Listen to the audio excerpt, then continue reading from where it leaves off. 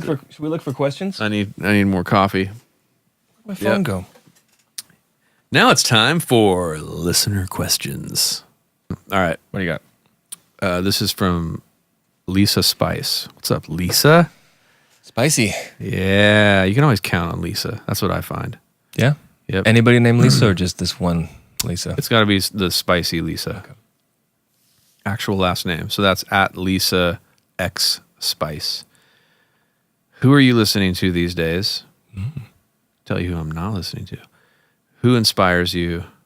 What are your non-musical inspirations? Can you share your workflow? What equipment do you prefer? That's too many questions, Lisa Spice. Where do you the music industry in 5 years see?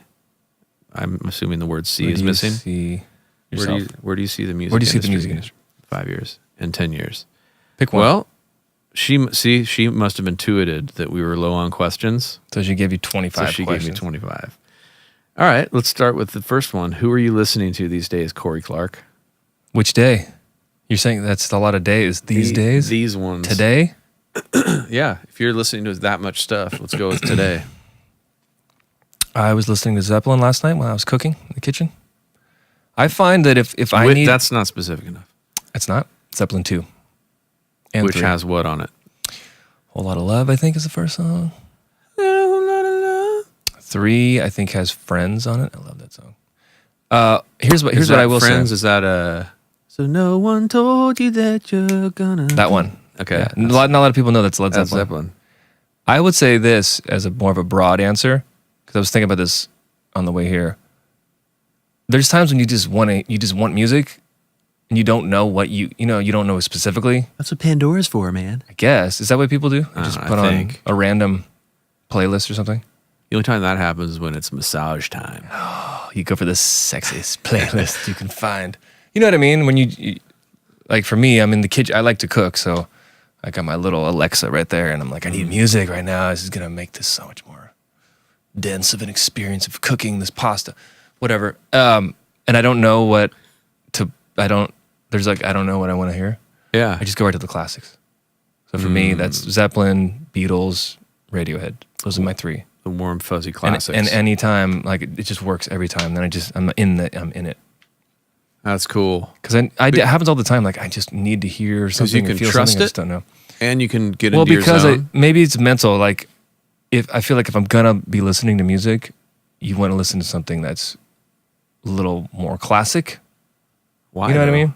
Because that's the good stuff. Oh. Because I get caught up. I'm a sucker for a good pop song. So sometimes I can just like listen to pop music for too long, and then I'm like, ugh, it's just candy. But does it have to do with the fact that you know it too? It's like No, because all 3 of those artists that I just mentioned have such vast catalogs. I mean, I guess I probably know all the songs, but at the same time, it's like it's almost like kind of trying to feed my inner whatever and those musician. They speak to you, right? Those are your like favorite things. Yeah, if it was classic and I didn't like it, then I wouldn't listen to it.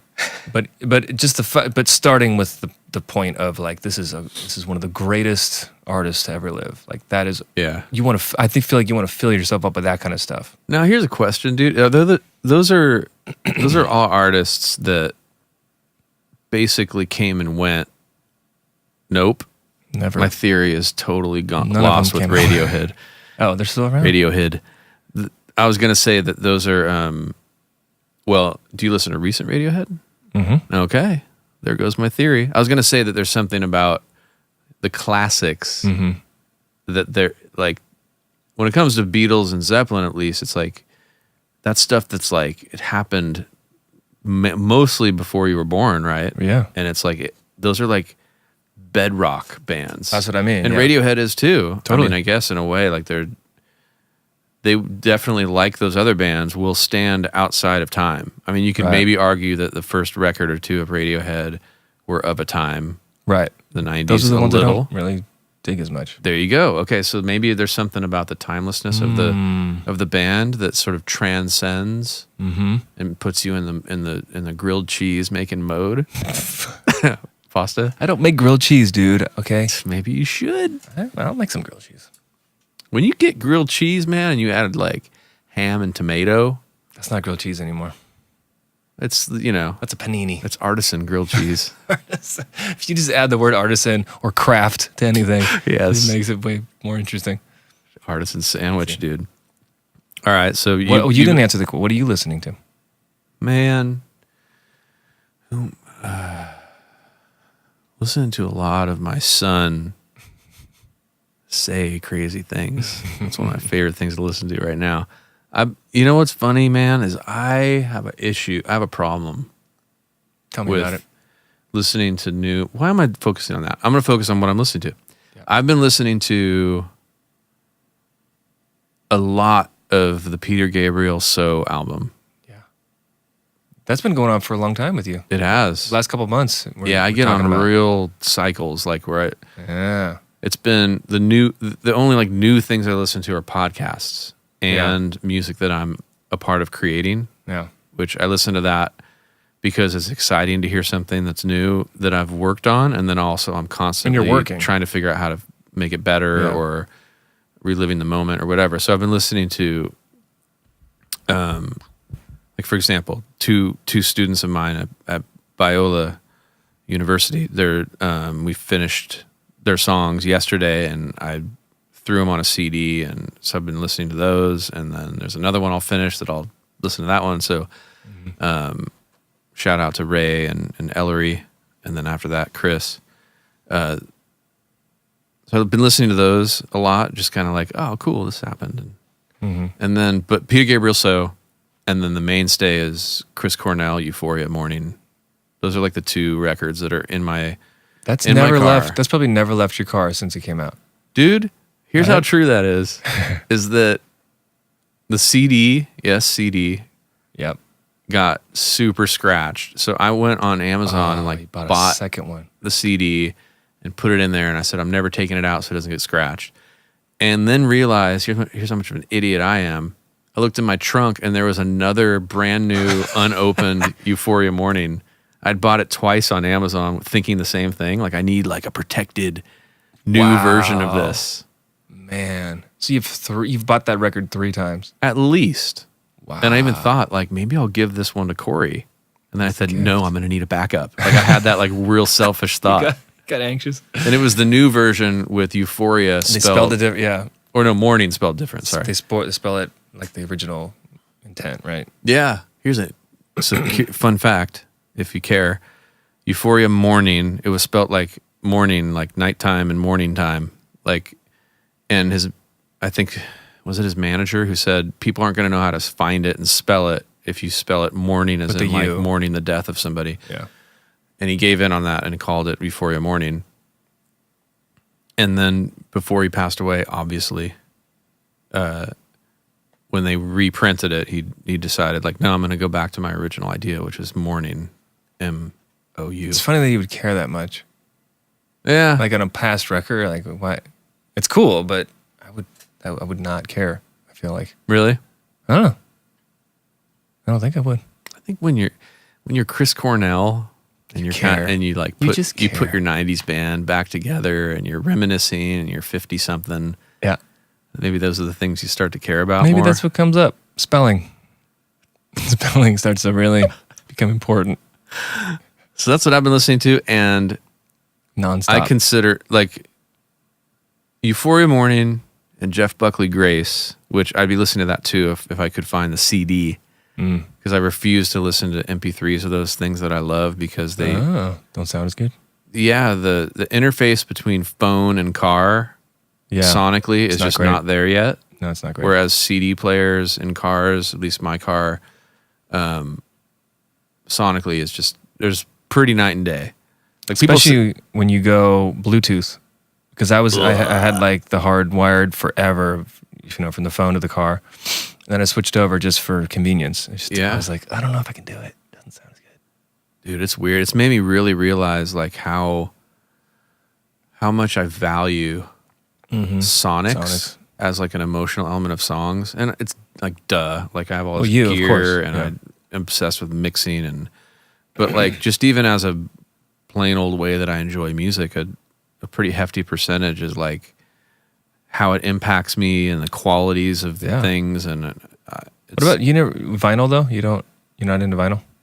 I only ask because it's just a different sonic quality. Same record, it just sounds a little different.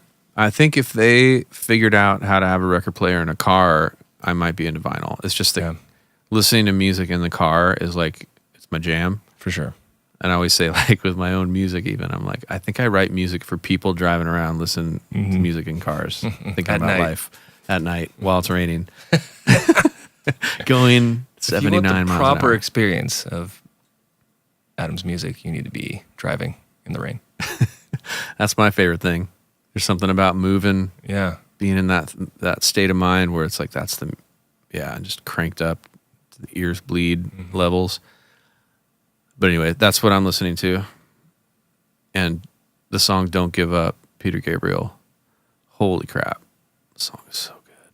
Doesn't the girl throw you off a little bit? Kind of throws me off when she starts singing. Really? Not off, just like takes me out of it. I think maybe... It's such a different texture. I think maybe if... Does that sound pretentious? No? I mean, it's viable criticism. It's definitely weird.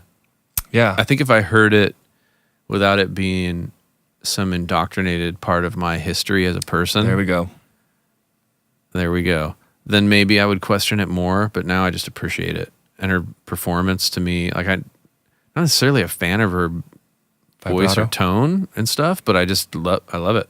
Yeah. There's nothing bad I could say about it. And it's one of those rare, timeless 80s recordings. Usually you're like, ooh, 80s.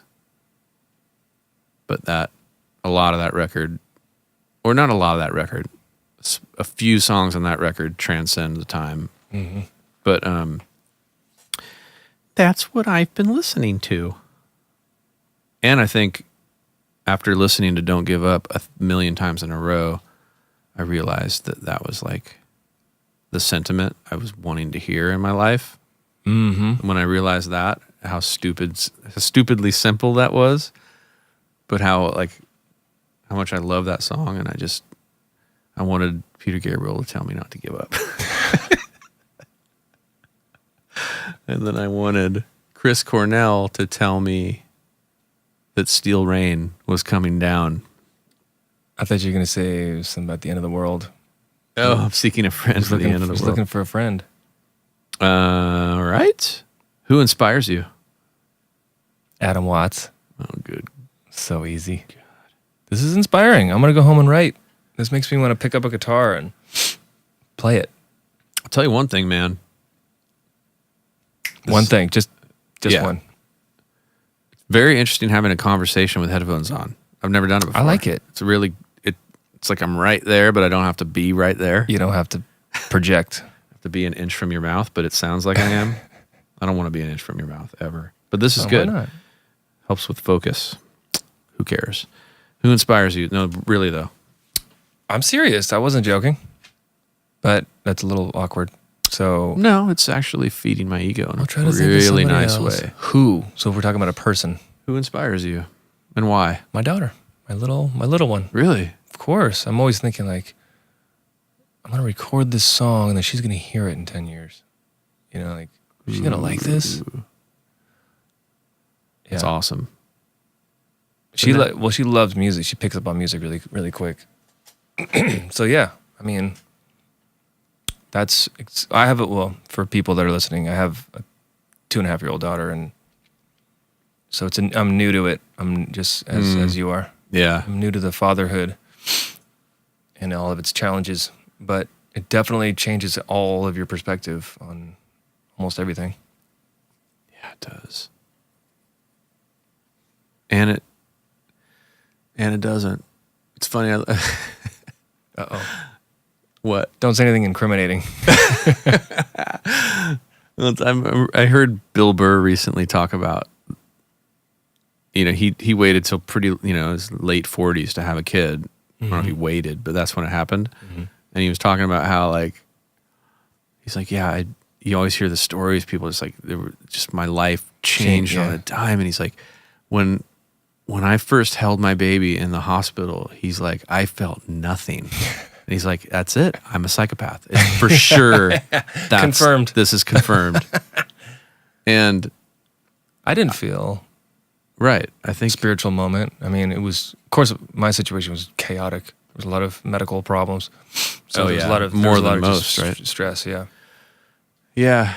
I felt a lot of things, but I didn't have a cathartic metaphysical wake up reality, but what I had is like a slowly growing, and I think this is maybe more common for a lot of guys, I guess, but like Anxiety. as my relationship, like I had an instant fatherly, like dutiful thing. Yeah, that just happens. That was definitely instant. Yeah. Like I was like, okay, this is totally my responsibility, and there's no question. Even when it was like hard, it wasn't annoying, or I wasn't like rolling my eyes, going like, what? Which if I was, maybe then I'd be the psychopath. But I think the more you interact with them, like my son's 3.5 now, and like the more interaction you get, and then the more you see, like you're like the one. There's only one dad for this person. Mm-hmm. Like you're the one that, Mm-hmm. and that's like it's so trippy to be like somebody's one thing, and that one thing is so important. Like that you have the ability to screw them up for life, and you definitely will to some degree in bad ways, but you have the ability to have such an impact on this person Right, by yeah. what you do and what you don't do also. What you show them, music or anything. Yeah, expose them to all this stuff. On every level, how you react is like unbelievably shaping for this little person. And I mean, they say like, there's this famous saying, and I don't know who said it, of course, but it's like, show me the child at 7 and I'll show you the man. Show me the boy at 7, I'll show you the man. It goes for boys and girls. But like there's something like your personality is like shaped by the time you're that age. Oh, and right, that's yeah. like, that's when parents have the most influence. And obviously there's a huge genetic component that like transcends, there's the nature nurture thing, but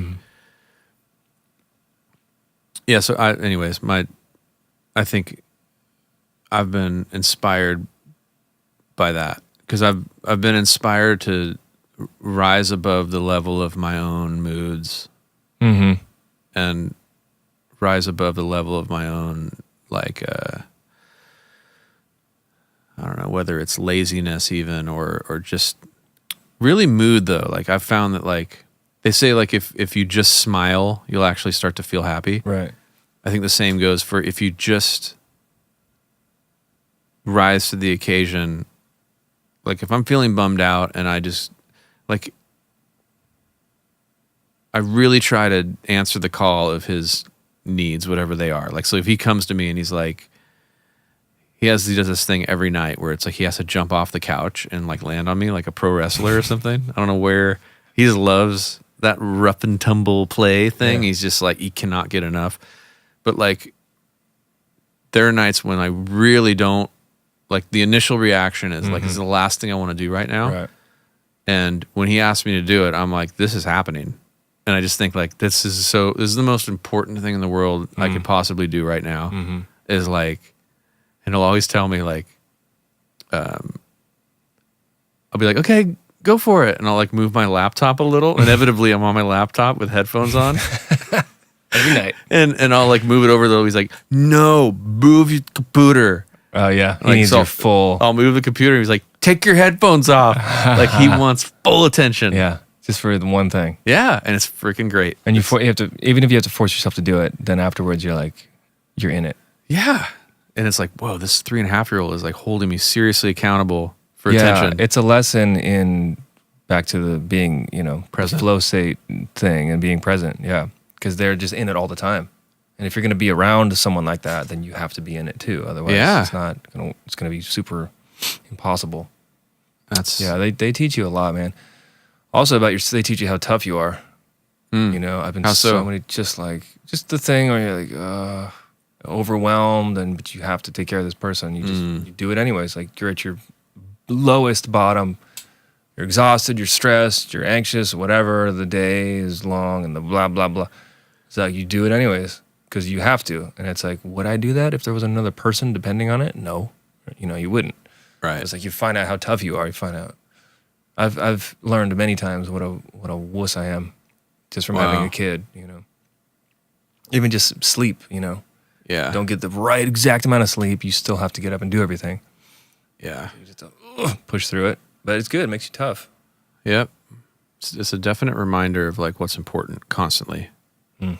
Especially because it's like paradoxical too. It's just like, it's not, often the things they need are like very not important. It's definitely not important that I play trains right now. You know what I mean? Like, But to them, yeah. it is. And I'll deny sometimes. Definitely not the perfect dad, but I really definitely, when something like that happens and you see this like pure soul that just wants to connect, saying no is a big deal. Like, okay, what am I saying no to?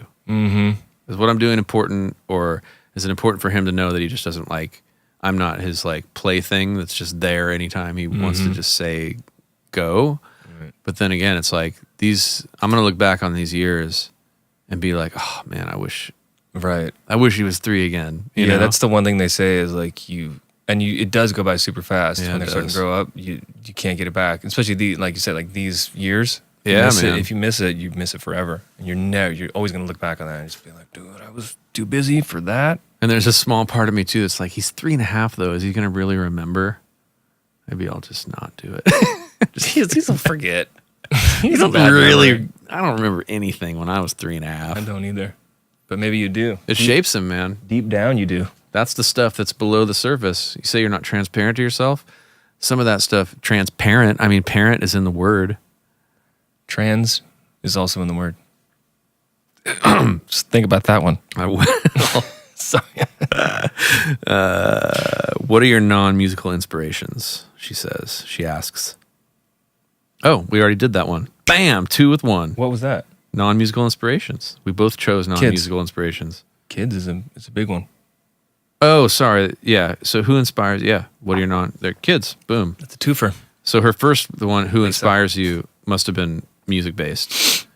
So, and we already mentioned that with who we're listening to. I'm not kidding, man. I would say, okay, I'm not gonna say it again. Never mind. Come on, baby. It's you, man. You've always been inspiring. And if you don't know Adam, then you don't know what I'm talking about. But if you do, then you know what I'm talking about. I appreciate that, man. It's true, man. I mean, look, he makes this kind of stuff too. Small black sticks. It's not a pencil. It looks like a pencil. Yeah. It's deceiving. There's even an eraser little spot for it right there. That should kind of be my thing. I make things and it's not the thing. Yeah, just disappointment. This is not a box. But it looks like nope. Nope. Try putting something in it. Falls right out. This is not a box. This is a hole. It's a trap. But then can I make a hole? Can you make a hole out of wood? Then I'll make a box. This is not a hole. This is a box. Yeah. Can you share your workflow? Ooh. Just say no as an answer. It's impossible to share my workflow. I cannot share it. It's a flow, How can you share a flow? Like, it's like ask me to share the ocean or a river. Can you share a river? Yes. Like, no, it ceases to become a river. It's now a glass of water. I scooped up the river with my glass of water and it's now not a river anymore. Oh. You can't share a flow. But it never was a river. It was always water. You Now just it's in a called it a glass. river. Yeah, just so you call it can't that. share something that when you share it, it ceases to become the thing it is. So if you shared your workflow, it would become not your workflow? How does this work? I could show you my workflow. You could experience the workflow.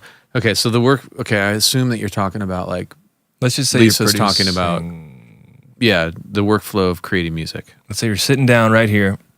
Someone's in that room. Whatever. Singing. Or something. My workflow. There's a lot of different workflows. There's the collaborative workflow. So I guess the ultimate workflow. Let's just take this question as if she's asking us as solo artists. You've recorded your own stuff and released it. Mm-hmm. So this is like your personal most. I'm going to add to the question. This is your personal best workflow for writing a song. Well, I was actually song. going to ask you something earlier and I forgot. But when you're talking about doing your own music as a solo artist where you do everything. Yeah. Do you it's kind of a workflow thing. How often do you write a song, record it, done, mix it like all in one sitting or in one day? Because I know you've said you do that sometimes. Yeah. Is that the norm? I would say that the vast majority of the time, I would say probably 90% of the time, I write it, record it, and mix it in one day. 90% of the time. And then lyrics too. Yeah. Yeah, Wow. everything. That's killer. But I would say that's to like something that could be conceived of as being done. But then I'll often go back and I would say then 90% of that time I'll go back and maybe tweak the mix. But that's just editing though. That's not like Yeah, doesn't count. usually I like to do it in one, I guess you'd call it a sitting. That seems like a more honest way to do it. It really does feel like I'm capturing something. And Yeah. that if I don't really naturally, there's a lot of viable ways to create, but I don't naturally, with bridges, I would say with bridges, I would say I often don't mind. I feel like birthing a song is when you birth the verses and the chorus. The meat. That's like, boom, the song is there. And then I think there are benefits to writing the bridge on another day, or Yeah. sometimes if it is the same day, I'll like move to a different instrument, or I'll have the first verse and chorus, and then I'll want to start recording so that I can be inspired for the second verse by the recording itself. And Right. then I'll use, maybe when I go track the drums, I'll just like let the drums lead the bridge, or find some way to like, because you want the bridge to be a departure to some degree or a new angle on what you've talked about already. So like I try to build that into my workflow. So something else will take the inspiration lead, like a different instrument or something. Yeah, it'll be just some way to snap me out of it and give a new perspective on the subject matter. But yeah, that's huge for me, man. I also feel like it's super important that I get the final vocal as close to the writing of the song as I can. I don't want distance. I want That's I want to cool. be super in it. Like I want to, especially as I try to, as much as I can, to saturate every element with as much goop as I possibly can. Like Scoop. I want to be in it. I want to be thinking about all aspects of it. And like when I've written the lyric, like hopefully there's the lyric itself, but then there's this soup of stuff that isn't the lyric, but that's informing the lyric. And I want to be aware of all that. And I find that like later on, I'll have lose it. lost a lot of the context or something. And sometimes I'll read my lyrics and I'll be like, man, I know that those two thoughts are connected and I feel it still, but I would have to sit there and stare at them for a while before I re-understand what's there. Yeah. Because my favorite way of writing a lyric is that the lyric is there, but it's made meaningful by the sound and the music itself, and like all those things are interacting in such a way to hopefully transcend it by itself. Yeah. And when all that's inside me, if I can record the vocal when I'm like experiencing that state, Sure. I feel like there's something that's captured that's like beyond. Some people like, oh, I like to create some distance, or I want to go out and perform the song 100 times before I record it. Right. And that's a way of digging deeper into it. But for me, it's like, I want it all to be one thing.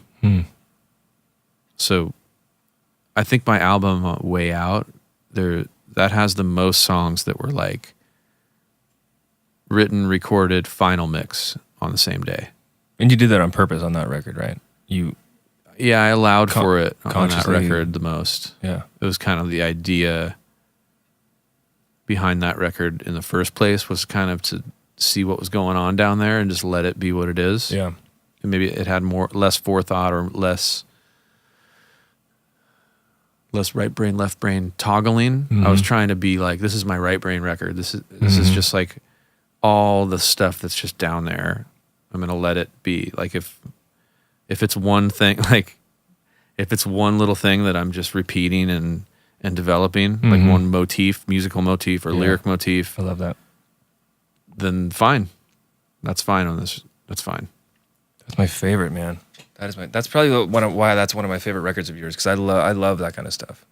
Where it's just one kind of, like a song is one, like you said, like a motif or one idea, and it just gets developed and changes throughout the song. I love that kind of stuff. Man, I love Philip Glass was a pretty big inspiration on that album, just philosophically, you know. Mm-hmm. He talks about, in the documentary Glass, I highly recommend it, because he's somebody actually who's the opposite of what we were talking about earlier, where like he does not care what people think. He's like, if you don't like my music, fine. There's plenty of music out there. Go listen to whatever. Like, there's the Beatles. There's this. There's that. Like, right at the beginning of the documentary, he says that. He's like, I don't care. I really do not care what people think. Like, whoa, that's interesting. And then when you see that play out in the documentary, you see that that's not just only for his music. You know, he's got like a few wives, and even his current wife is like, you know, definitely not super happy with how obsessed with music he is. Like, and he don't care. And that goes back to the narcissistic egomania thing. Like, I think when you are obsessed to that point, and music is more important than maybe your family or certain things, which I think a lot of musicians are prone to that. And I think it's because music is so freaking awesome. Like, when you create something, it's like, you can't even believe that just happened. If you can just do that all the time, it's easy to get addicted to it. Totally. But anyway, so it stays with you too. That's the other thing. Like, stays in your head if you're writing. That's true. It haunts you a little bit. Yeah. I mean, that's my kind of workflow for writing, at least lately, is I never do that. I never sit down and finish anything. It's just like, piece now, walk away, piece later. I think about it, and another piece of it, and then I finish a lyric, and then I come back to it. I don't think it's good necessarily. It's just necessary sometimes for me, but it's not good for me. Then I don't get to hear enough of your music. Well, that's the problem, is I never finish anything. I just keep coming back and like. So what's up with that, Cory? I don't know. I'm getting there. I'm more of like a piece by piece building lately. I'm like more of a Legos kind of a thing. Oh, here's a question for you then. One of my favorite songs that you've written is a song called "She Deserves to Be Happy." Is that on iTunes? I don't know. Where is that? I don't think it's anywhere. It isn't anywhere? I don't think so. Might be on iTunes. Maybe the podcast ends with that song. No. Anyways, what was your question? Maybe, okay. You guys got to hear it. "She Deserves to Be Happy." That's a great song. How was it written? Did you do it in a little bit and come back and do a little more? Or I'm trying to build a theory around. Oh, for sure. I don't think Did you write it in one sitting? No, I don't think I've ever done that, actually. Oh, okay. Yeah. Why is that? How much of it do you think you birthed? I know it was a long time ago. It's probably 10 years ago, right? Yeah, I'm trying to think of where I was. I don't know. It was definitely in chunks. When you write songs, because lately you've been writing a lot of like musical pieces, right? Well, I always start with that. You know, people are like, "Well, how do you what comes there first?" we go. That's the lyrics workflow. or the thing? Okay, so that's a good workflow question. No, I have to feel instrumentally something first. Like, the chords or the changes have to do something before I can even. So you have to build some sort of inspirational foundation. Yeah. It's almost like they're separate, which I don't know. I would never tell anybody to do it that way, but that's kind of. Yeah. I would probably tell somebody to at least try the way that I do it. Maybe I'm overconfident with that. I'm just a guitar player. I've always been a guitar player, so it has to work on a guitar. And like, there's a language to guitar playing, so I have to that has to happen first. Oh, interesting. Yeah. So when you write songs, do you have like a voice notes of like melodies? Or are you always like starting with guitar and then it's not always guitar, but it's always an instrument for sure. But I feel like, have you ever written like, oh, here's a on the voice note? I've definitely tried, but I don't think I've ever that never really finished works. anything. No, I don't know why. That's interesting. You have? Oh my gosh, tons. I mean, definitely, I would say the majority of we're talking about workflow. So this would be like the very beginning of the workflow.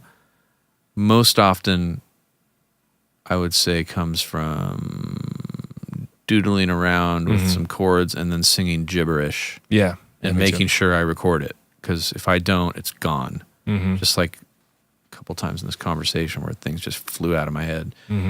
But I find that like, if I can get into that flow state where no part of me is listening or watching to what I'm doing, but I'm just doing, just emoting and doing, and not caring how well I'm doing it even. Sometimes like, that's the most common way that I think I get results that feel right to me, is like I'll just improvise.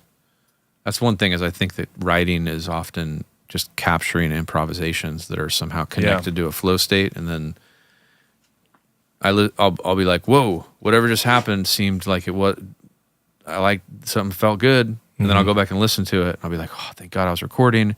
Yeah, there's the verse, and then I'll be like, was I saying any words? And then you start to sort of like try to decode what just happened, and you start writing lyrics, and I find that's like a really important part of my workflow, is to sort of capture moments. Yeah, well, that's the same thing I was saying. Like you're looking for the feeling of something first, and then you can follow it into writing the lyrics or writing the other parts or whatever. And so doodling, people should doodle more. I think, which comes back to like a creativity thing. Like it's like a brain. It's like a right brain, left brain thing. It's like you want to be in a creative state, and then you want to be in a state of being able to assess what you're doing and organize it, which is more of a left brain thing, and be able to go back and forth so that you're constantly getting something that has the chaos of consciousness and emotion in it, but it's then governed by some sort of order. Right. Thinking, where you're like making sure that that it's good and that it actually works, and then you go back and forth and back and forth and back and forth, and that's been one of the most valuable skills to try to develop, is the ability to go back and forth. And it's hard. I think your way of doing it is just a more unpacked way of doing that. Like you like to do something and then take some time away from it, and that's maybe a way for you to analyze it from a different perspective. Yeah, for sure. Or judge it, or be inspired by it on a different day. Does that work? Yeah, or just, it's a way for me to get out of my way, kind of. Because if you, I think I've told you about this before, but I read this Brian Eno article, and he's talking about using your subconscious. And when you do mundane things, like you're washing the dishes or take a shower, shower's the best, because there's something like physical about it, but it also, it's calming, and it's like allows you to kind of process things. He was saying when you do mundane things, it allows your subconscious to work through things that you were thinking about, and it just effortlessly, things will come out. Yeah. So I kind of use it as an excuse to just stop. Be like, I got to get my subconscious working. I'm out of here. You know what I find that just popped in my head when you said that is like, I have noticed, and this is the first time I've thought of it in light of that idea, is I've noticed that when I'm recording, no matter what I'm doing, when I'm doing the engineering, mixing or editing side of things, this calm comes over me. Like, I'm about to do this thing that's very like, it's a craft part of it. Obviously there's a lot of art in what you're choosing to do with those things, but like the technical I find stuff. that's like the musical shower. Like I'm just like, oh, I'm gonna go through and whatever. Like if I'm gonna, like, if I did a performance on the drums, like, and I don't want to just do a million takes to get it right or something, and I'm like just editing it, like that editing process, it is like that. It's like washing the dishes, really. And I'll be like, oh, I'm gonna do this for the next 15 minutes, and I think it takes me to that place where my subconscious starts to do that thing that was and talking that can about. lead you somewhere else. Yeah, to the next place. I think that's a real valuable thing about that informs at least my workflow and process is. But like that, I guess the question is, how do you know when to do that? They say that when you're, especially writing lyrics or as you're a writer, I've heard writers say, like, don't edit yourself while you're writing. Just write it and then like come back to it and edit later. I always try to do that when I'm writing lyrics. Like I'm not, especially if I'm just typing it down. I'm try not to like erase that word. Just write something and then go back and edit it later. Yeah. But like, how do you know when to do that? How do you know when to stop and go back to it? When it's my own music, the rules are different because I'm making them as I go. So that's part of what I love about integrating the entire process is I'll just like, I'll write some lyrics. Go to something else. And then go to something else. And then come back to the lyric. Or yeah, that's great. I would say that most of the time, though, I'm like hammering myself when it comes to maybe lyrics and maybe the mix. I won't allow myself. Like I'm not the kind of person who's like, I'm going to take a walk or I'm going to do this because it's healthy to do it. Like I'll forget to eat and like kind of stuff like that's not healthy because I just come like, I'm not going to, I'm going to strangle this thing to the ground. Even if I really should take a break. Yeah. That's kind of the downside. But it's worked for you. Yeah, I guess. Maybe it's not for me to say. Yeah, I don't think any of this stuff's for anybody to say. If somebody asks you how you do something creative, it's like, here's how I do it. But I would never want someone to say, this is how you do it. Right. There's no right or wrong way. Earlier I was like, but I would suggest you do it this way. The only reason I say that is because I think there's a misconception about what a song is and what a song isn't. And I think that I'm a firm believer that like a little like phrase that I've been kind of using to describe this idea is like classical music is born on the page, jazz music is born on the stage, and pop music or popular music, the song isn't born until it's recorded. If only I had something that rhymed with age. And that it's record age. But like I feel like that's the case, is that a song, in order to benefit from all that a song is, in order for it to be infinitely copied and shared digitally, for it to be on Spotify and iTunes, for people to know what it is, it has to be recorded. There has to be a recording of it. And technically, yes, you can have a song, you can have music lyrics and whatever, and you can go perform it. But I don't really feel like it's what we consider to be a song until there's the ultimate, hopefully, recording of that song. Right, the definitive version. The definitive version. And so That's I feel where like if you can integrate into your workflow and your creative process everything that is a song. So like if you have no matter what quality you do it in, really, I mean, it's not like,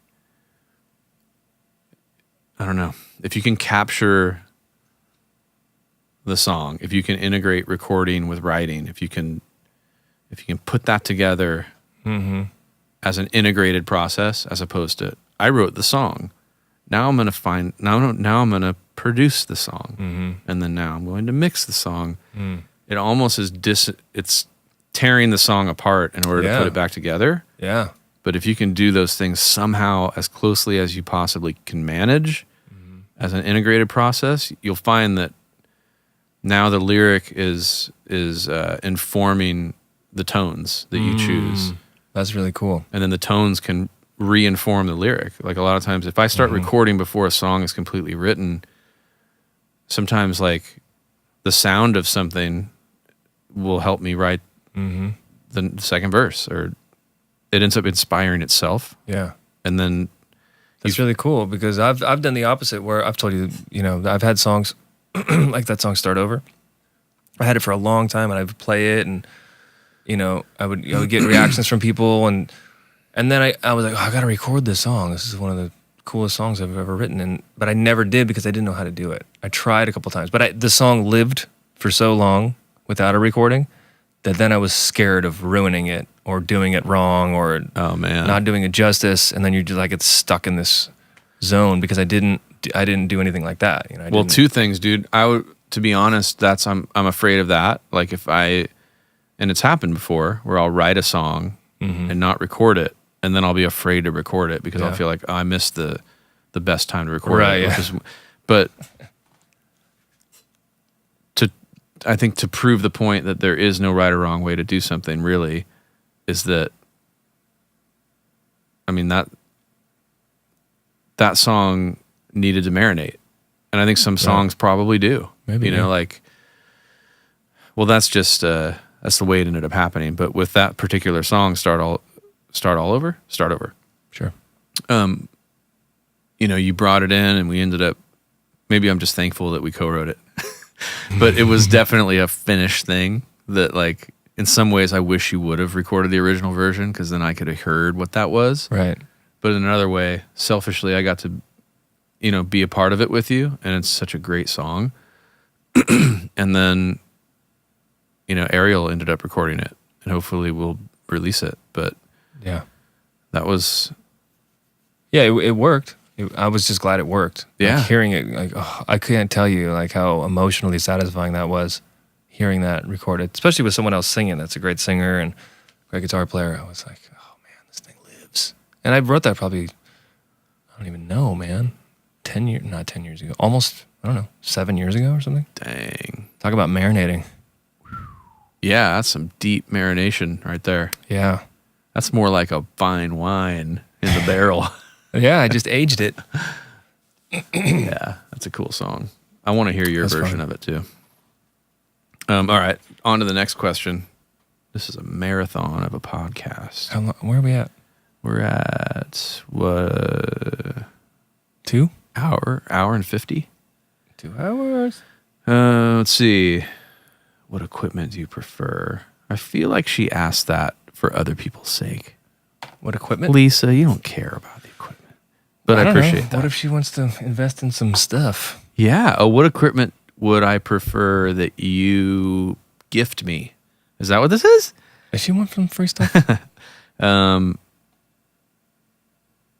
like... What equipment do you prefer? It depends what you're doing. It depends what you're doing. But if I were to, like, generalize, I would say I prefer equipment that enables me to create things that are timeless.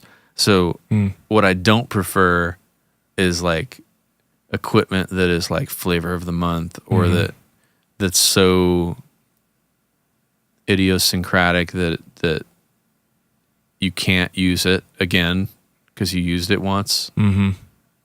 So like specific colors and things to... Yeah, like a good example that just popped into my head would be like the whammy pedal or something. Like a guitar sound that goes like wee, or something that's like, oh, like the first time you hear it, like, that's amazing. And then you put it on your song, you're like, well, can't use that pedal again. Right. Like, that's a good way to put it. And that's why I shy away from synths, and I like things that sound somewhat timeless. And of course, that's subjective, but that's just like the thing I said earlier about trying to find music. If you don't know what you're looking for, just go to the classic stuff. It's like you just go to the classic gear, Yeah, stuff that's time tested and proven. It's part of the bedrock of music. Yeah, which there's something to be said for that. Like, totally. And that's why, even though we're in the digital domain, and maybe this is part of really where we're at in the history of digital recording, but a lot of what's going on is modeling. Mm-hmm. It's probably an era that will go through or to some degree, but like, you want that thing that models the Neve and that models the Fairchild compressor and that models this and models that super accurately. That's the guitar world too. It's right now, everything is like, everyone's trying to digitally model every amp and every, whatever piece of gear. And then there's those companies that are making plugins that literally look like nothing that exists, complete space age. Mm-hmm. And they do the things and more that hardware can do. And those, for some reason, I like don't, even if I like what the plugin does, I'm like, there's something in me that pulls against it. Yeah. And I haven't come to terms with it yet. But I don't know. I just feel like I'm using some like space age tool to make something that I don't want. Isn't that funny how plugins, like, they make them look so visually pizzazz, real as a piece of gear? Yeah, it's like got shadows. Yeah, totally. Like I think it's just the CLA 1073 plugin. You can do the black one or the blue one. And I guess there's a little bit of a difference. A little bit of scratches. You can hear it. Yeah. Yeah, they're different. One's a little brighter or whatever, but just the look of it changes, and then that kind of changes your whole way you hear it almost. Yeah, and I just got the like Abbey Road reverbs, and like Yeah, I it got shows a picture of the room. Yeah. And you can like move the mics around the room relative to Yeah. where the speaker is. I just learned that you can get rid of that picture, and I did it. I was like, oh, finally, I can get rid of this. Really? Because I don't know how to use it. I like that picture. Yeah. But then there's also something kind of phony about like Right. Then you see like the fake room, and then it reminds you that it's a fake room. it's like a cartoon or a picture of the real piece of gear, and you're like, yeah, a what, dial could just look like a dial. what am I you know? doing? Yeah, whatever. It just shows you that sometimes that visual things can really affect audio things. Like, Yeah. if I didn't have dimmers, I don't think I would have written one song. I need dim lights. Which and is funny because earth so many people tones. are like, you never put dimmer switches in a studio. It's supposed to do something. Oh to yeah, we had voltage. to do some major separation of church and state of Just to do the audio and like lighting. Yeah. Yeah. It was all planned out. Oh yeah, you can't have those things. You know that. Yeah, I know. We did it and the other, yeah. But I could see you just not caring. Like, I don't care. I need the dimmers. I don't care if it makes a difference. That's in the probably sound. true. If you were to ask me, do you If you could have one or the other. like you're gonna have a buzz in all of your recordings? If you Forever. have dimmers, I'll be like, Get used to that buzz. You just find a way to notch it out. yeah, I'll find that anti-buzz plugin that looks space age, and I'll use it. Womp womp. All right, so where do you see the music industry in 5 years? Nobody knows that answer. Do you? I'll guess. Take a stab at it. Take a stab at this one. I would say it's going to be better off than it is now, hopefully in 5 years. I thought you didn't have an answer, dude. That's not really an answer. It's just kind of a general. You think it'll be better? You said. I think if that was the question, is it getting worse or better? I think it seems like people are starting to figure it out. I don't know. To me, it feels like it. In what way do you see it being better than it is now? You're talking about the music or the I business? just mean the business of it and trying to monetize things in the age where the internet ruins the whole industry. And for the last 10 years, everybody's like, no one knows where it's going. And it could just, I don't know. I Maybe I'm agree just with you. being optimistic. So here's what I think. I think someone will figure it out. I think that money really tends to define a lot of things in culture and in the world. So I think that the way it is, like right now, take a snapshot, isn't sustainable. If it stays like this, we're not going to have Great records. enough professional musicians. Right. Like musicians need, if musicians can't monetize what they do, they can't do what they do. Yeah. Because in order to make great music, you have to be able to focus and you have to be able to live an artistic lifestyle. No, to make your best music, I believe that you do have to make it a huge priority. Yeah. And I think if you have to work 8-10 hours a day doing something else, Right. It's not going to happen. you can't go that deep in the hours left in your day Right. or just on the weekends. Like it's just, I think it's psychologically not sustainable. So if over time musicians can't make enough money to survive, and that's all I'm saying. And I'm not talking about superstars. I'm just saying like the middle class of musicians. Like if that starts to disappear because there's not enough money coming from publishing and recording and touring and all that stuff wrapped up together, then we're not going to have musicians, and people want music. And if they're not able to get good music anymore because musicians can't monetize their work, then music will start to disappear.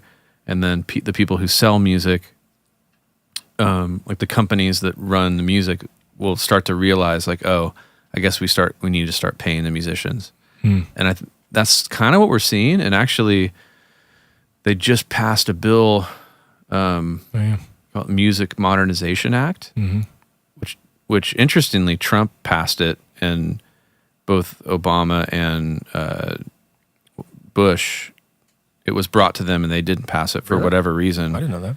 And I think Trump, being a businessman, saw like, hey, oh yeah, we're in so many areas of the business, we're in the dark ages. We're like working from pre-internet Right.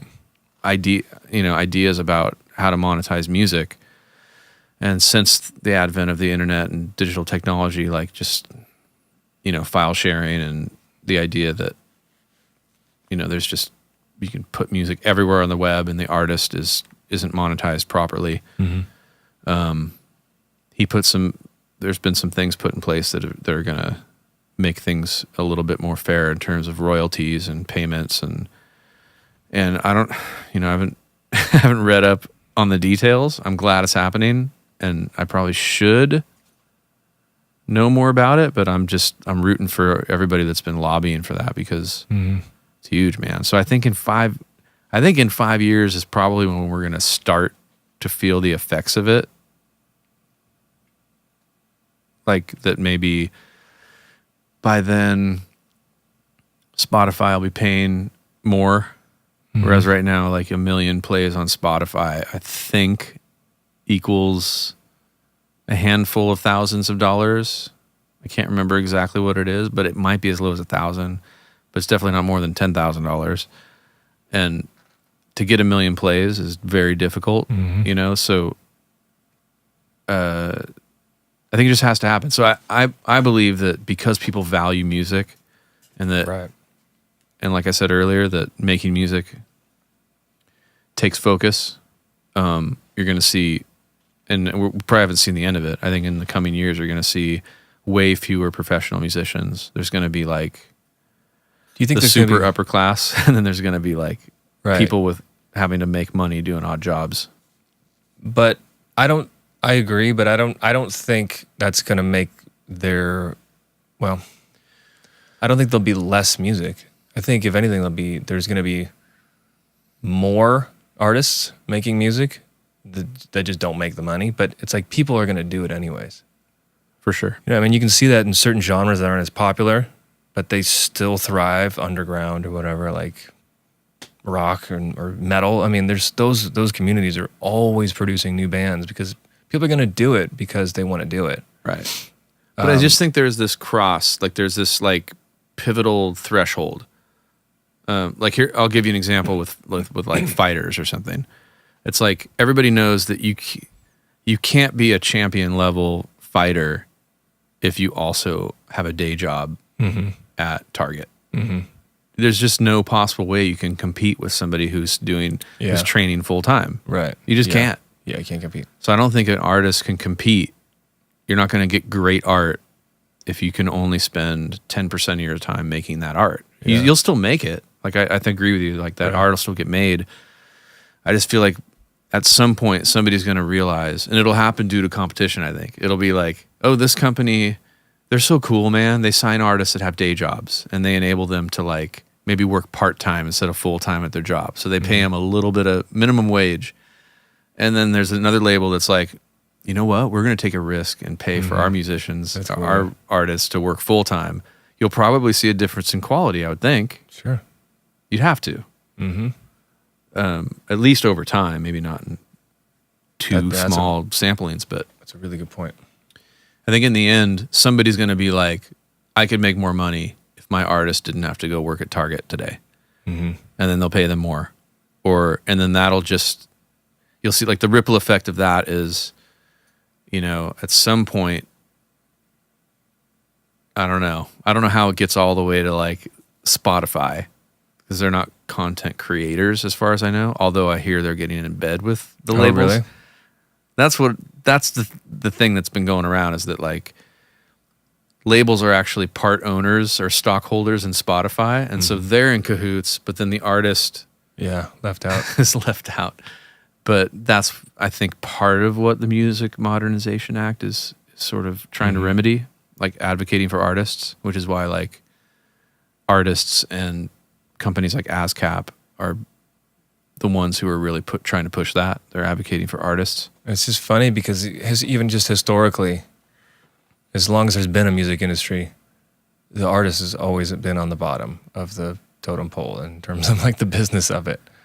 Yeah. Everybody knows it, but I get that the company, the record company or whoever it is, there's a huge risk and they lose tons of money. Like most bands get signed and get a budget and then they just get either shelved or they just nothing happens with them. I'm sure that's the majority. So they're definitely putting a lot of money out there. A huge risk. They have a huge overhead. Yeah, so they need to get paid. Otherwise, the whole thing's not going to work. But the whole thing's equalizing, man. It's so crazy, the difference. Like, it literally used to take hundreds of thousands of dollars to make a record. Right. Because one person owned the studio, and the studio had $1 million console, and did it. And that's, if you wanted it to sound the best it could sound, here's how much that costs, based on all the different people involved. Man, now that everybody can, get Logic on their Apple laptop for whatever, hardly anything. That's a huge part of it, man. Mm-hmm. And plugins too, right? Don't you feel like plugins have just kind of changed the whole recording game? Oh my gosh. Can of worms just opened. She didn't ask about plugins, did she? Think so? That's the thing, is like you lower the barrier for entry. It's almost like, hey guys, okay, we're gonna hold the Olympics still, but now you can just buy bionic legs at Kmart. Everybody has bionic legs, so everybody can run the same speed, and they're allowed in the Olympics. So like, then running fast doesn't matter anymore, because everybody can just run fast. And I feel like, oh my gosh, this is a weird analogy, but I think some plugins with presets, or some, like, if everybody can go buy the drums that were recorded at the best studio in Nashville or LA or London or whatever, and everybody has those drums, now a good drum sound doesn't mean anything. Right. Or now people aren't getting their idiosyncratic cool drum sound that they can get. They all just go like, I'll just get the good drum sound. And then it's like... But you have to get that thing, because if it's completely average to have great sounding drums, like now if you hear someone recorded drums that don't sound good, it's like, get out of here with that. You remember like back in... Or will it be cool? Like, whoa. I want bad sounding drums. Well, if yeah, maybe. But you know what I mean? Like where there's too much hi-hat bleed in the snare or whatever, and everything sounds small. Yeah, it's unacceptable now. Like, you didn't have to do... But 10, 20 years ago, it was just a crapshoot. You'd get a record to be like, oh, the drums aren't bad on this record, but whatever. I love the band, or I love this album or this song or whatever. Now it's like, if it sounds bad, can't even listen to it. Like, it's just off the table. Dude, that's a super interesting aspect of this. Especially with drums too. There's something about drums. Like, if your drums don't sound good in a whatever rock pop mix, everything sucks. Right? Yeah, it just takes you right out of the... But then it's another game of thresholds, because like I feel like game of threshold. A game of thresholds sounds like a good mock up for a play logo. A game of threshold. I don't know, but I just feel like if people want things that are different, like I think we're drawn to what's different. Like, let's say that I don't know. Let's say you're like a young dude, and every girl was equally hot, except there was one girl who was ugly. Who was weird looking. Like, I feel like the scarcity of that and the novelty of it is what makes it special. And That's true. There's something to be said for like, it reaches a threshold, like where if everybody's using the same drums, I think the idea of good changes, because when somebody comes, right. Here's a good example, is like, I think that started to happen a little bit with autotune, like where a few people released records that like had pitchy vocals, and it was something cool and different because it was raw. Yeah. Everybody got so used to things being perfect that it actually became a thing, and the average person knows what autotune is because people just abused it so much. Yeah. They didn't use it just as a tool to make things a little better. They like cranked it up to robot mode, or maybe that's it. Maybe when it gets to the extreme, then it becomes out of fashion or whatever. I think that's true for a lot of things, because like the internet has changed everything though, because now there's niches, but when the 80s got out of control of glam rock, Nirvana came in and said, how about this? And whenever there's a period of crazy boy bands, usually something comes in that's more raw, that everybody goes like, oh, thank God somebody did that. Or, an era of over slickness is often followed by an Same era with country music, right? grit. Country pop music for a long time was like so pristine and clear, and then someone like Chris Stapleton or whoever, these like newer country artists that are a little more raw, like people just love it because it's Totally. just, it went too far, you know. Yeah. Yeah, the bro country thing was answered by Chris Stapleton and Yeah. It's cool. who's the other guy? Turtles All the Way Down. Oh yeah. We have to give him a shout out because Sturgill Simpson. Sturgill Simpson. Yeah, it's like that alt. They called it like alt country or something. Yeah. But that stuff is like people yearned for like a little more rough around the edges or simple. Chris Simpleton. He's not simple, It's not nice. but it's definitely like back to the roots. Okay, so we're gonna have a few. One is definitely listener questions. This is segments. We've added segments to our repertoire here on the podcast. So one of the segments is stupid questions.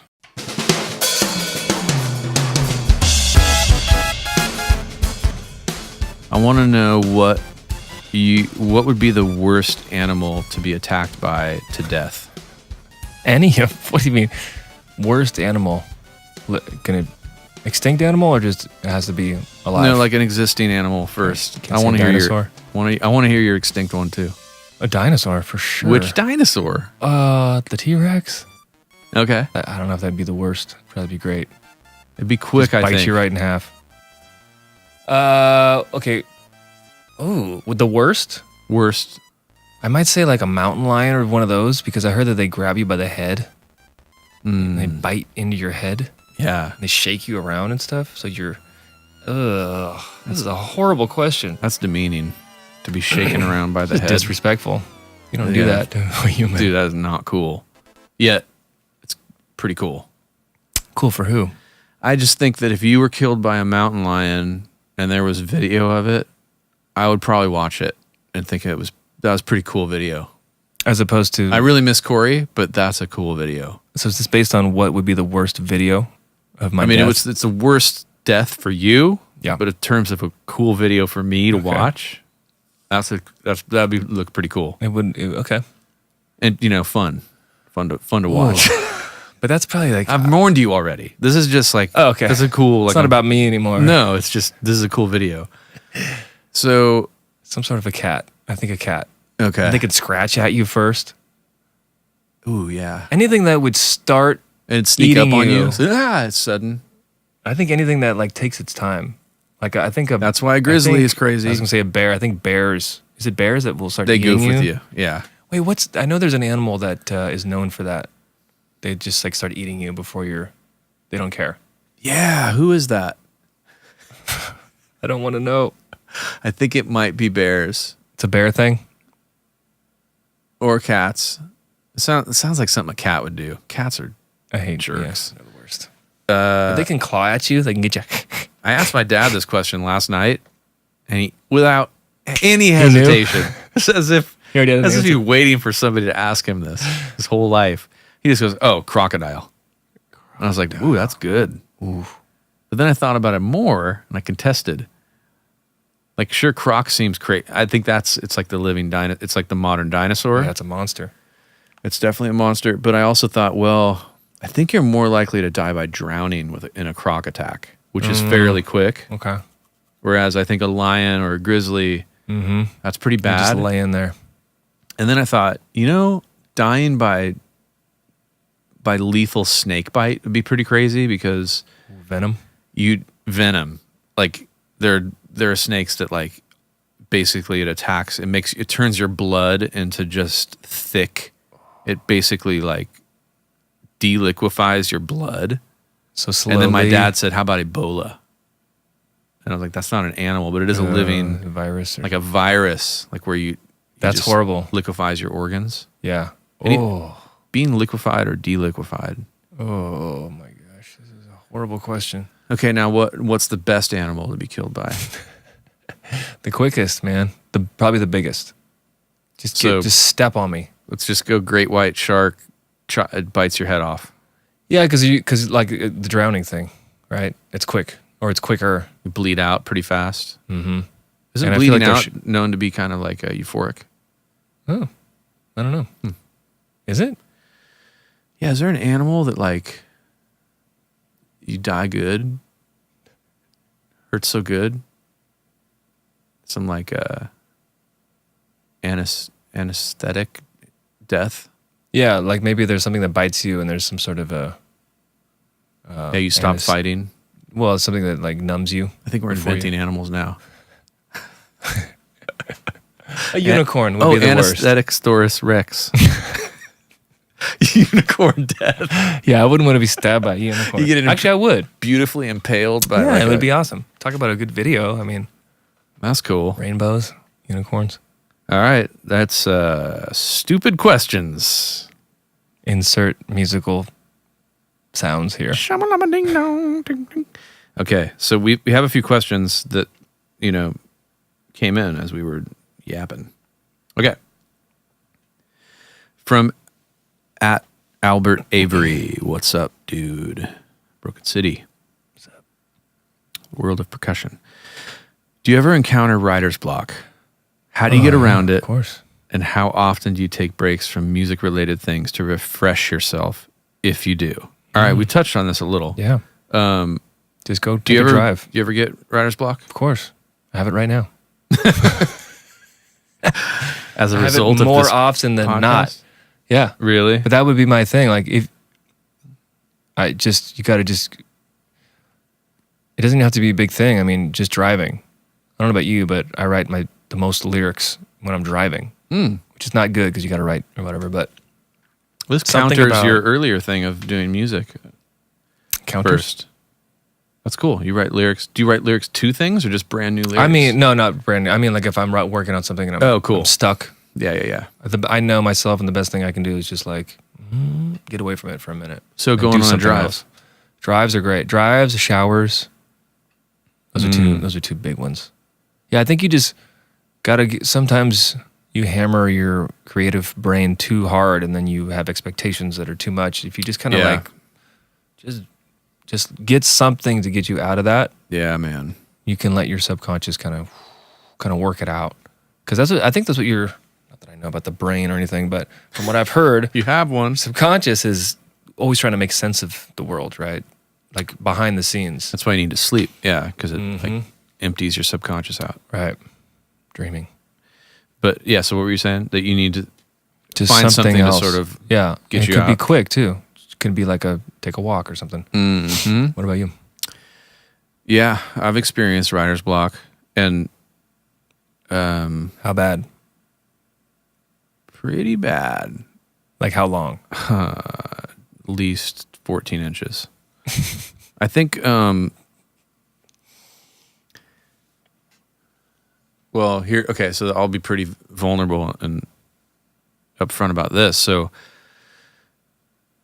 the worst writer's block I've ever experienced was as a result of going on a very low dose of an antidepressant, anti-anxiety medicine, an SSRI. Like the very lowest therapeutic dose of it.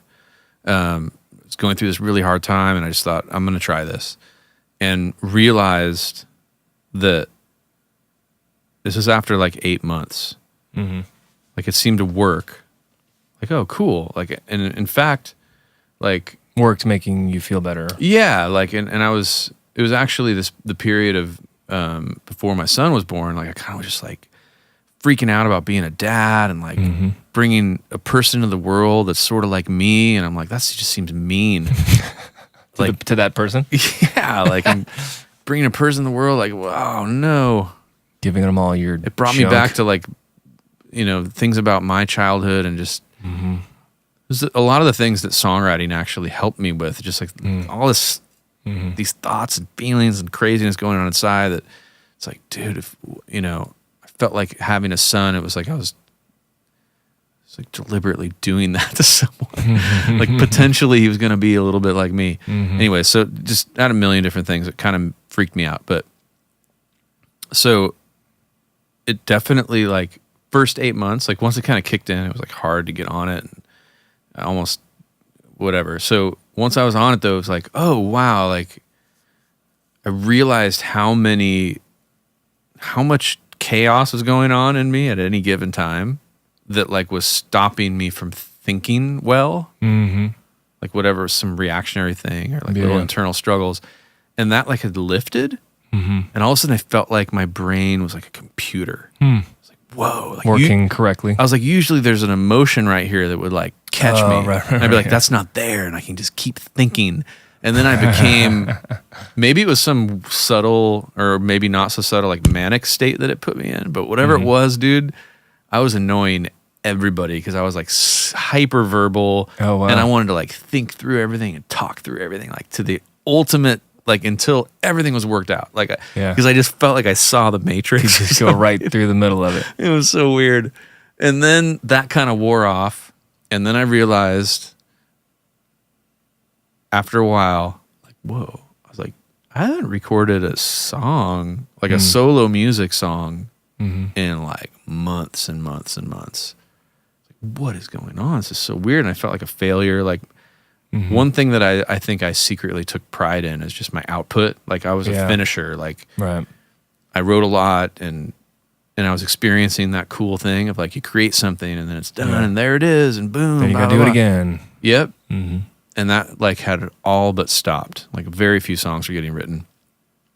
And so I actually Googled it. And it was, I Googled like SSRI and creativity. And it was like message boards. Yeah. It killed my creativity and that's what I do for a living. Holy crap, all this stuff. And so that was the biggest writer's block. It was actually medication induced, which is pretty sad. So I started... But also great, because then once you realized it, you could just fix it. Yeah. But then it was like, woof.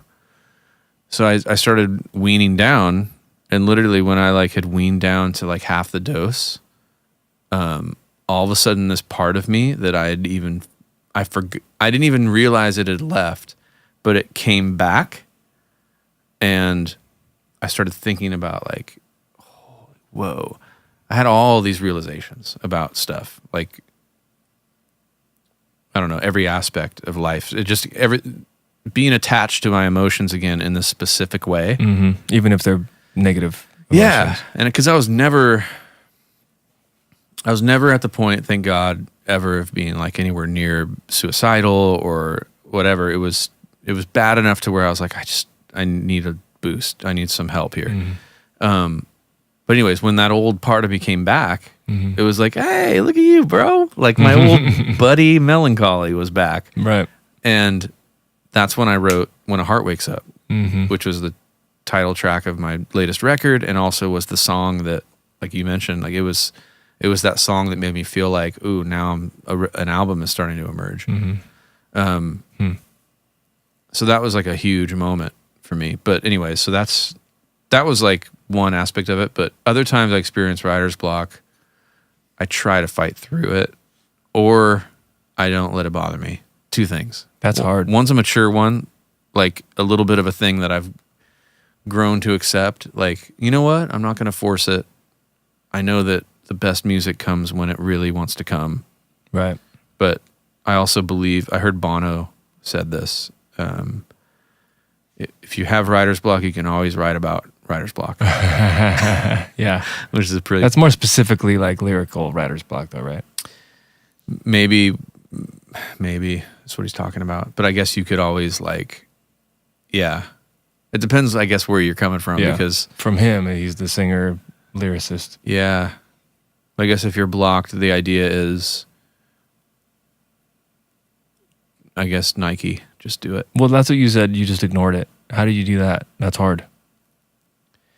Or just whatever you said, you just pretend like you didn't. Well, that's when I think it's hard. It's craft. Like, you know how we talked about like... You go back into the technical part of it maybe for a little bit? Like you play music, then the music plays you. We said something like that earlier. Like when you're trying to like... Sounds like something you would say. I don't think I even said that. But you turn emotion into a physical thing, and then that comes out of the amp, and then that inspires you. Oh, yeah. I think the idea, if you have... Basically, writer's block is like, I'm not inspired. So if you're not inspired, if you have some level of craft... You can fall back on that. You can say, like, okay, I'm going to do what I know. And then I'm going to trust that if I just like, I know how to make a beat and I know how to build a chord progression, whether I'm inspired or not. So just do that. And maybe that'll come back at you and inspire you. And maybe it won't. Because I've had that where I'm just Definitely like, maybe it won't. I just have to make myself do something because I feel that thing where it's like I haven't been doing enough. I'll just do just enough to like start something and then walk away from it. Yeah. And then at least it makes me feel like I'm not stuck. Yeah. It's like, oh, okay, I started something. I'll come back to it later. I guess in some way, then you're at least proving to yourself that you're not lazy. Right. You know, That's better than nothing. Because writer's block can be so many things. Like I gave an example of it being actually physiological due to a medicine, but then there's writer's block due to fear, like fear that what you make isn't going to be good. Oh, dude, and that brings up the other reason I've had writer's block, which is like, if I've convinced myself that the music I make isn't going to mean anything, that it's not going to, nobody's going to care, right? Then that can easily block me. Like I've noticed that, like, oh, what's the point? Another song that I wrote that nobody's really going to care about, like, that'll definitely turn me into a writer's block machine. And a writer's block machine is a machine that doesn't do anything. It's a jacked up machine. Yeah, it's just a frozen motor. This machine sucks. Who built this thing? Doesn't even machine. Yeah. But That's I would, tough. like, if you're experiencing it, Albert, I would say fall back on craft and then also maybe do some self-analyzation of like, is there something you're afraid of? Are you paralyzed by some sort of insecurity or something? And give yourself some grace to like value what you do. Or maybe you just need to try something different. Yeah, let yourself suck, take a risk. Yeah, try something you're not used to doing. Pick up an instrument that you suck on and see whatever. Yeah. Change of scenery, like you said, go for a drive, but like maybe you've defined maybe your expectations for yourself too much to the point where you've paralyzed yourself. Change of scenery is big too. Like if you always sit down in the same room when you're writing, maybe go to a different place and try it. Yeah, go to a different place, go to a different instrument. That was big for me when when my band broke up, and playing guitar to me felt like I was treading old ground. Yeah. When I went to piano, it was like, oh, yeah. And that's when I wrote the Murder Yesterday record. Most of that piano is record. Most of that record is piano based songs, which like it helped snap me out of the writer's block, which was more about like, oh, the band, guitar. Right, it reminds you of the thing, yeah. Yeah. Good question. It's a tough one. I think he had... Yeah, okay. How do you get around it? We talked about that. Okay. Aselda music. What's up, Caitlin?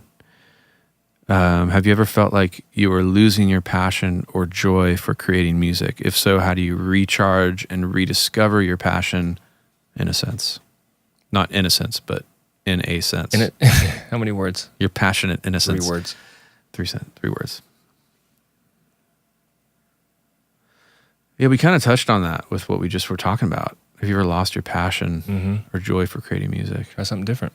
Yeah, I mean, when I've lost it, it's usually has to do with some deep false belief that it doesn't matter what I do.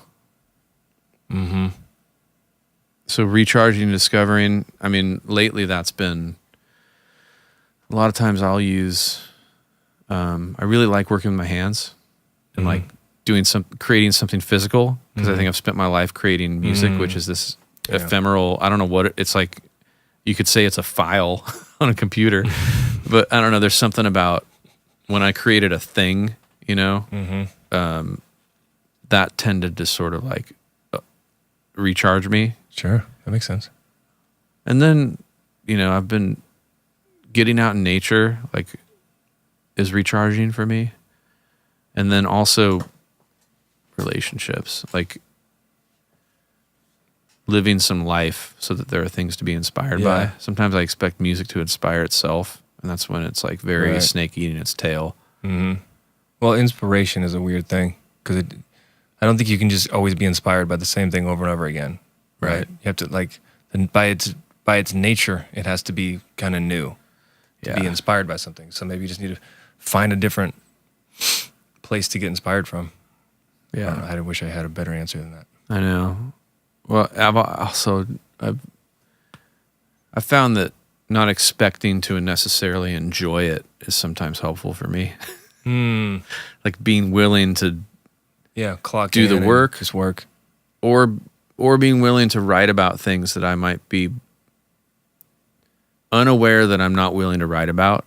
A lot of times that causes writer's block or causes me to not enjoy it, or like I've lost my passion or joy for creating music because I'm not letting myself create the music I want to create, because I've talked myself out of it. That's a big one. Mm-hmm. So I think not judging yourself and going like, I'm going to create this whether somebody cares or not, because it's just something that I need to say, or, ooh, there's an area of life that is bothering me, but I'm not willing to let it into my music because then it's too vulnerable or I'm not ready. Like that, taking that, I did that recently. Maybe that's why I'm bringing it up, is like I decided like that I was going to write about a subject that I needed to write about, and that I wasn't. That you didn't before. Yeah. That's couldn't be more vague. Cool. Okay, then there's one that's Broken City related, which I'm going to screenshot that, Sebastian Marcel, because we'll be doing a podcast with Mike Jackson this week also, and we'll save that one for you for that.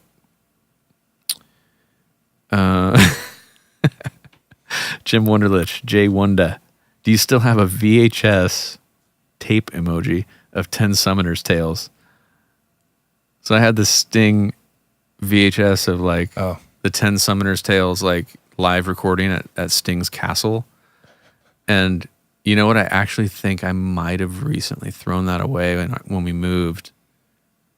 But I also, there was like a couple VHSs. Like I had like a Simon Phillips drum video VHS and a Dave Weckl one, and I think that was in there too. And I'm like, I can't throw these away. Just remember how wrong. expensive those were? The instructional VHS, dude, they were like $80. That's right. And to order them, I had a couple guitar ones, and they were so expensive. That's because they're selling like 500 of them, and it costs like 20 grand to make it. Yeah, there's a lot of materials involved. How crazy was it when they could just control media like that? Now it's like it goes online and it's like everybody steals it. The bad old days. The answer is I think I do still have it. Do you still have a VCR? And is your question, can I borrow it? And then somebody else, Angus Sayayo. That's not it. Is that a name? Because I can't say it. Angus. Shy. ANGUSSHSIEH.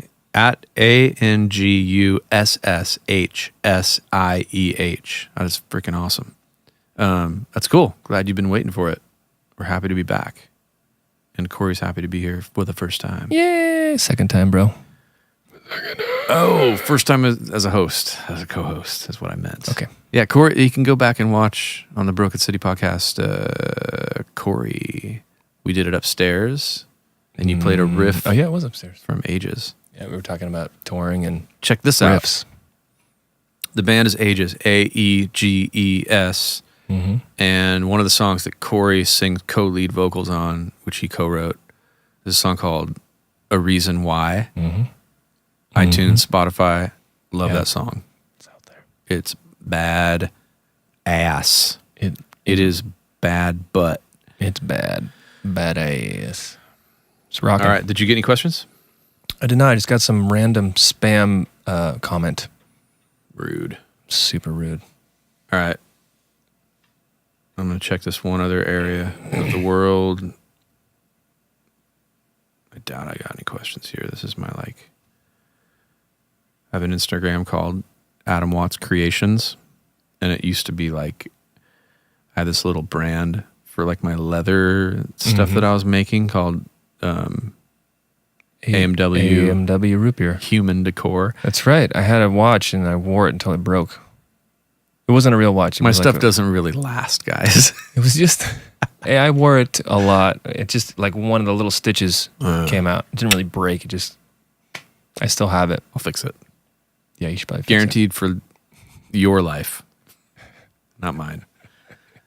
Cool. That's listener questions. Appreciate that, you guys. it. Thanks, guys. Hopefully we answered them coherently in some fashion or another. All right. I think we're about to wrap this thing up. Yeah, man, my ears hurt from these headphones. Really? Yeah, you don't get the ear hurt? Maybe I got weird ears. I gave you the crap headphones. These guys, man. These are the mixing headphones from. I always get this though, no matter what headphones. If I had headphones on for too long, my These are ears like the start to open ear smash. ones for mixing, and I can wear them all day, and I Oh. have before. What's open? Yeah, like when you take them off. I mean, when you take them off. If you just have them on, They're great when you take can, them off. You can hear the room easily. Like there's no blockage. Like a lot of headphones, they try to like block it out. Yeah, these are really isolated. These are open, so like if I'm listening to these, like laying in bed next to my wife, she can like hear what I'm listening to because it just comes out the side. So if I'm cranking music, she can't sleep. What's the point of that? It makes them sound more natural because the sound isn't confined to your ear. It's like it's ventilated, but you can also have conversations with headphones on. So it just sounds open. Ain't that interesting? All right, guys, thanks for listening. We'll be back every single Day. week. Oh, Every single day if you listen to the same podcast 7 days in a row. And I believe we're going to be calling this Broken City Music Podcast. Before it was Broken City Artists. And so just to help with search engines and whatnot, this is going to be music related, but it's going to be about whatever. And we're going to be your podcast buddies from here on out. And one other thing is we, in order to help make this possible, we're looking to get your support if you feel like supporting. And we will have a Patreon page, which will be a link on the screen somewhere, magically appear. And then also there's, I already have the Adam Watts Patreon that you can go to that, and that'll help support this and my educational endeavors and my solo music and all the things that don't naturally really make money, but that I'm passionate about and that hopefully will make life better for more than just me, if possible. and give us ideas, comments, or whatever things you want to hear people talk about. Comments, topics, whatever you want, man. It's a very broad genre here. So Yeah. See you next time. Good night and good morning.